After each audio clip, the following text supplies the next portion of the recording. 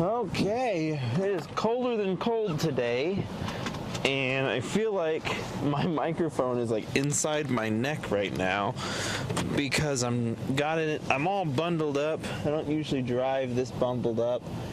I can't feel my fingers, which is always a good thing, but yeah, I'm really just cold right now, and that's all I gotta say about that. Hopefully things warm up a bit. Hopefully I can stop talking to the inside of my mic because, like I said, it's just stuck here in this position. But I'm going to put my gloves on because it's that daggum cold. I'm in the garage and it says it's 8 degrees, so I'm willing to bet it's even colder outside. But yeah, it has been one heck of a winter if you ask me. It's been cold for a while, and it's been snowy as can be, and like for the most part the snow has stayed off the roads. They treated the roads after the first like big snow that we got, and it's stayed relatively treated since then, but we still get these snows here and there, and it sticks enough to let you know, like, hey, it snowed again. Because I remember yesterday when I got home, and the sun's still out, so I'm going to try and get my sunglasses on. But I remember yesterday when I got home, I just lost a lens, and there's a car behind me. This is the worst. I need to get sunglasses that don't have such thin frames that my lens pop out every time. And I feel like when it gets this cold, too, it just gets worse. And I think it's just going to fall again. Oh, damn it. Not supposed to curse on this channel, but I want to protect my eyes from the sun. I don't think I can. I think that these glasses are just donezo. Maybe not. Ooh, there we go. All right. So anybody who watches this is going to now think that my sunglasses are far less cool than they really are, because they're like, I know how much he struggles with the lenses popping out. And that's the problem you get when you order sunglasses with this thin of a frame. And I had asked them before, I was like, is there anything you can do to like tighten the lens on, or the frame on these? Because the lens just pop right out. And they're like, no. It's like, if we tighten down the frames anymore, it'll probably just break the frame. I'm like, awesome. That's what I need. So I'm now looking for thicker framed glasses. I'm also looking for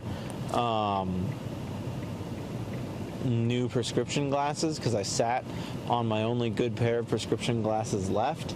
No, I didn't sit on them. I stepped on them. And so that might be something I do for my birthday. How silly is that? I'm an adult and I buy myself a new pair of glasses for my birthday. I'd probably buy several, though. I'd probably buy a new pair of sunglasses and a new pair of glasses and a new pair of glasses. I used to have 2 pairs of glasses, and I would switch them out, and it was fun. And now, well, one of them, it still mostly works. It just, the nose piece that rests on my nose is broken. And so I don't know if it looks funny when I wear them, but it feels funny when I wear them. So I stopped wearing them entirely.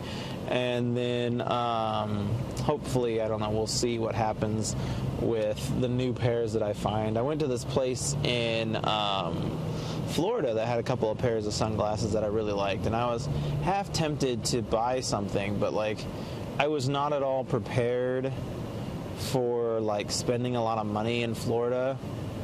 And it's weird because like I knew it was coming, like it didn't sneak up on me or anything, but like still I spent more money than I maybe should have or could have or whatever. I didn't save a lot for like vacation budget, and that is something that I like to do so that I can just spend stupid amounts of money on vacation and not worry about it.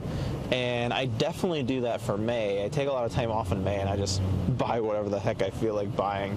But I don't know, Florida was different in that, like, I knew well enough ahead of time that, like, oh, you should probably be saving something for Florida. And I did save money for Florida, but just, like, and I did pretty good, honestly. I walked away from Florida having, I brought X amount of dollars with me, and I had, like, $7 in my wallet when we came home. And so I did pretty good at spending exactly what I'd set out to spend.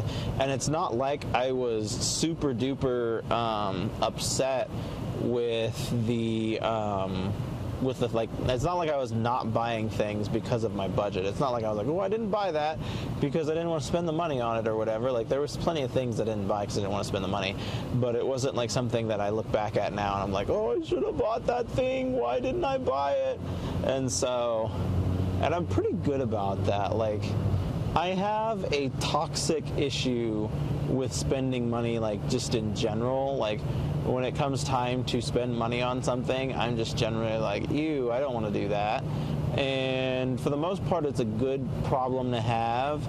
But then there's instances where, like, I'm trying to buy something that really doesn't have any consequence to me, but I am just, like, super deathly against doing it because I just don't want to spend money on stuff. And so we'll see what happens in the near future if I break my habit of that. I mean, another thing that happened that was not really good for me that I still don't feel like I've recovered from, like, when I was building my house, the purchases that I was like, the things that I was buying were like several hundreds of dollars, if not like thousands of dollars. And I got used to this spending habit where I was spending hundreds of dollars on things, and that just became normal because I was building a house. And now, like, I'm still comfortable spending hundreds of dollars on things even though I'm not building a house anymore, so I'm just spending hundreds of dollars on my own personal things now. And then, like, of course, I've gotten a significantly better job and a significantly better paycheck since then, and so now I'm just spending all sorts of egregious amounts of money on things. I'm hoping that here in February I'll start being able to, like, square away my finances and get to a place where I can do good things again.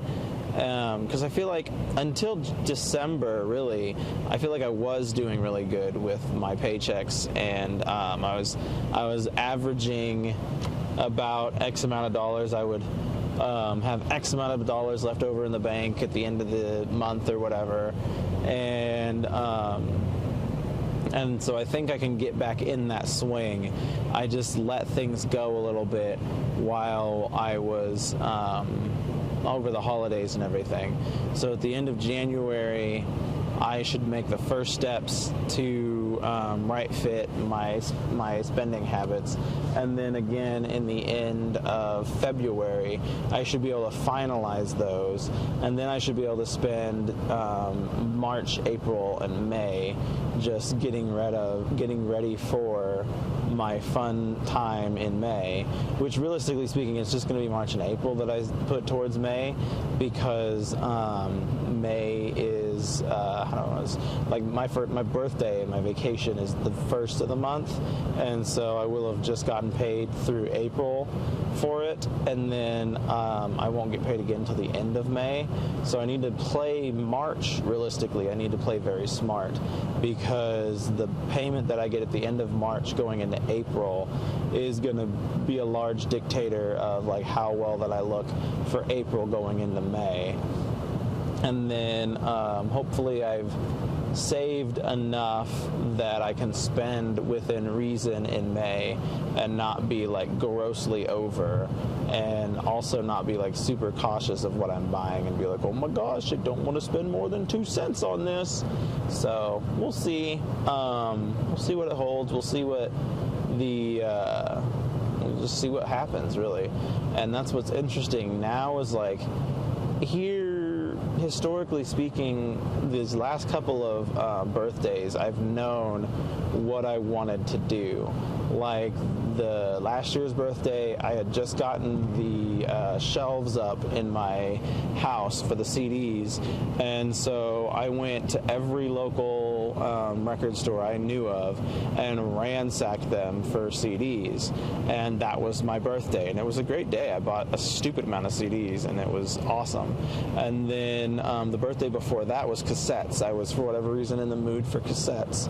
And so I went to this local place that has a lot of cassettes, and I bought every cassette I could imagine wanting. And that was a really good time. I did vinyl the year before that because the place that was at the corner from where I live had just recently opened up, and they had a bunch of vinyl that I wanted. But like now, I'm kind of at a resting period in that I don't have a lot of vinyl that I want, and I don't have a lot of CDs that I definitely don't have a lot of vinyl that I want. I don't have a lot of CDs that I want. I don't have a lot of tapes, cassettes that I want. So what I think I'm going to do this year is buy a lot of stuff online, and it's not as fun buying online. That's like 1,000% sure. But the one thing that is nice about buying online is I'm guaranteed to find what I want. And that's kind of where I am right now, is there's some CDs out there that I want that I can't find.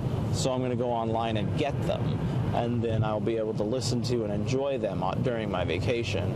And another big thing that I need to figure out during my vacation is I want to get some good videoing in, get some good videos done. Might go to Colorado in May. I have a buddy who lives out in Colorado. I might go visit him in May if he's down for it. And so, yeah. And try and get y'all some good, different content. Hopefully try and film some content this weekend even that's good and different for you guys, because like I said, I don't know. Like, I like to think that these commute videos are interesting enough to keep you going, but I also like know that people probably appreciate a different scenery every now and again, and getting to see different things instead of me just driving to and from work. And I got to be careful with like the topics that I bring up and talk about too, because I don't want you guys to be bogged down by hearing the same topics day in and day out. So hopefully I can just average an overall good experience for you guys, and it's something that you all can have fun with and look forward to. And I know that I have honestly had a good time doing these sorts of videos because it gives me something different to do when I'm in the car. Typically I just listen to music driving to and from work, and that's not necessarily a problem. It's not like a bad way to do things. I love music, but this has been a different kind of thing that I can start doing going to and from work. And now, like, because my big main camera didn't work so well in the car, now I'm over here wondering, like, should I order a new camcorder and make the camcorder the car cam, and make the big boy camera the at home and like official shooting cam, and then make but I also want to get this Action Pro camera, and the Action Pro camera probably would be best as an in-car camera as well. I just don't know. It doesn't have like a viewfinder on it, so it's going to be hard to know if you have a good position or not. But that's just going to have to be a part of the deal. But before it's all said and done, I'll probably have close to 4 or 5 like good, decent cameras thrown into this. And that's going to be the hard part, is like if I throw all these cameras into this and then nothing happens from it, like then what? I'm stuck. And so hopefully it doesn't come to that. Like I said, hopefully I can get some traction here. People start watching, people start really appreciating the work that's getting put into this, and hopefully we're doing good. And like hopefully I am making content that's worth people's time. That's the biggest concern here, is like I'm sitting here talking about life and things, and some people find that interesting, some people find that boring, and hopefully there's enough people out there who find it interesting to warrant me still doing this. I average like 10 views a video, which is honestly pretty sad. And so hopefully I can get to a point where I'm averaging more than that. I use Sam Sulek as my model. I wish he did like questionnaires and stuff, because I would like to ask, how many views did you get in the beginning? Because I'm getting like a piddly amount of views, and it's really making it hard to like motivate myself to do this. And like that's what's hard, is like I'm so far ahead of schedule right now that like motivation shouldn't be a thing. Like I am in the driver's seat. I should only lose motivation if I fall behind schedule by some odd, strange means. But it's like, you drive to and from work every day anyway. You ought as well film content while you're doing it. And that's what I'm doing. So I'm filling idle time of my day with content. I really want to try and find a like some sort of launch program party thing for my book. And I don't know, I think I just saw my parents' car. I don't know if, where was I going with that? I don't know. I just don't have the motivation, I guess, to do some sort of like launch celebration, which is not an excuse. Like I should really stop trying to come up with excuses to not have a launch celebration and just do the dang thing. And so hopefully I can get my butt back into gear and contact some people and say, hey, I really want to do some sort of launch celebration for my new book, hoping that you guys might be able to accommodate that. Something else to consider, though, is the fact that I'm not going to be able to buy copies of that book until after its launch day. The way Amazon kind of does this is kind of bonkers. Like, if I order premature copies, which, by the way, they make me pay for premature copies. So, like, if I want a proof copy, so to speak, I have to pay for it. And then they put a stripe around the cover that says it's not for resale or whatever. It makes this ugly stripe on the cover. But if I want author copies to sell after it's been published, then I have to pay for it anyway. So it's like, I feel like I should be able to get one free proof copy of the book before I am committed to buying author copies. But it's like, no, you got to buy your free proof copy, which is stupid. And then you've got to buy your author copy as well, which, like I said, the author copies make sense because I could potentially get profit off of the author copies, not making any money off of the proof copies. And so it's just annoying to me that that has to be a thing. So hopefully, but that's something to consider, because I was like, oh, I've got to do something the day the book launches, but that's not necessarily the case. I don't have to do something that very day, but I should probably look into ordering the books, getting them in-house, then once I get them in-house, contacting somebody and being like, hey, I'd like to host an event at your establishment, and hopefully get people in, get people reading, get people interested, and try and get somewhere with that. So we'll see what happens. I just don't know, but I need to find. There's a lot of stuff going on too, like the Unbound Book Festival is in April, and that's just like a local festival for anything and everything books. I should really volunteer my time for that, print out a bunch of bookmarks and get those away. I am the king of sudden stops today. I need to pay attention to what I'm doing. What it was is this Jeep, I couldn't tell. I thought they were going to turn. I'm not a big fan of these roundabouts. It's hard to like judge whether or not people are going to turn or whether they're going to go straight. And they turned, and so then I was getting ready to go, and anyway, so yeah, hopefully get some cool, good, local stuff. I want to do this thing with ice cream, or with the ice cream froyo thing, and it's like anybody who buys a book gets a free ice cream, but like somebody's got to pay for that ice cream, and if it's me, then like hopefully somebody reads the book, really likes the book, and goes and buys other books, because if they don't, then I'm not making anything out of this. Like I'm paying money, I'm paying $5 to print the book, and then I usually charge $12 for the book, and that gets me a profit of a little bit over 100% markup. Oops, I just revealed my trade secrets to the whole wide world, and now they're gonna flog me for it. But like when I do push books online, generally speaking, I only will, I will only, when I do books online, I will only mark them in such a way that I get a $5 profit from them. And so I try to do the same thing with them in person as well. And so, at any rate, I guess we'll figure that out, and you all will be a part of it in some way, shape, or form. Thank you for being a part of this, and I'll see you next time.